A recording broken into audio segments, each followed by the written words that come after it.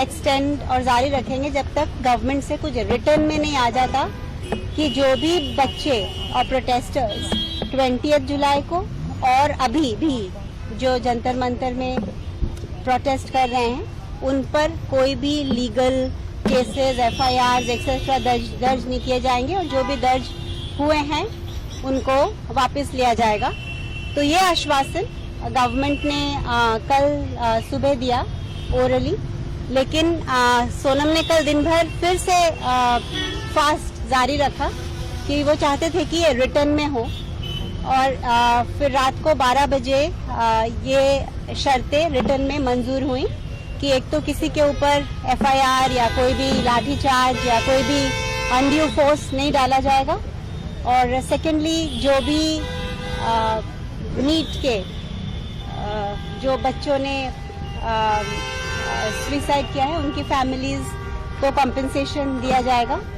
और फाइनली जो भी हम एजुकेशनल एग्जाम और एजुकेशनल रिफॉर्म की बात को हमने आगे रखा था वो पार्लियामेंट में डिस्कस होगी और इसका ज़रूर कुछ ना कुछ रिजल्ट और सॉल्यूशन निकलेगा। तो ये सारी चीज़ें गवर्नमेंट ने लिखित रूप से साइन करके दी है और JP नड्डा और जितेंद्र जी तो कल आए सरकार की तरफ से, उसके पहले अलग अलग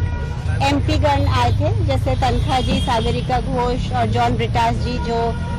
19 सिग्नेचर्स और फिर संजय सिंह जी और बाकी के समाजवादी पार्टी के, तो टोटल वो आए थे अराउंड 15 MP अराउंड 54 सिग्नेचर्स लेके। सो टोटली अराउंड 20 MPs यहाँ फिजिकली आए और 65 MPs ने रिटर्न में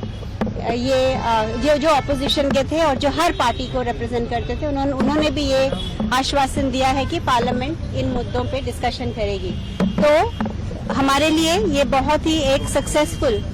मूवमेंट रहा है क्योंकि एक तो गवर्नमेंट ने जो कि दोनों जो सरकार है और जो अपोजिशन है सब ने मिल के ये डिसीजन लिया है कि एजुकेशन एक बहुत इम्पोर्टेंट इशू है और इस पर डिस्कशन इस मॉनसून सेशन में होगी और आगे भी ये रिफॉर्म्स जारी रहेंगे। ये नंबर 1 है, ये तो इमीडिएट सक्सेस है। और सेकंड सक्सेस ये है कि इससे पूरा देश जाग गया है, इससे पूरा देश, और ये सिर्फ इसलिए हो पाया क्योंकि एजुकेशन का नीट का जो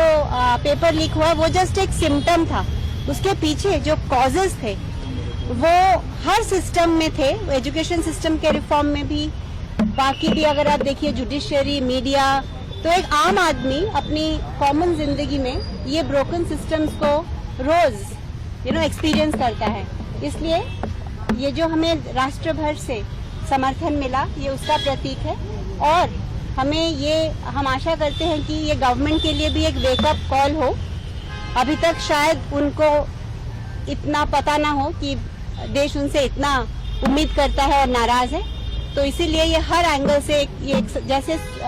सक्सेसफुल आंदोलन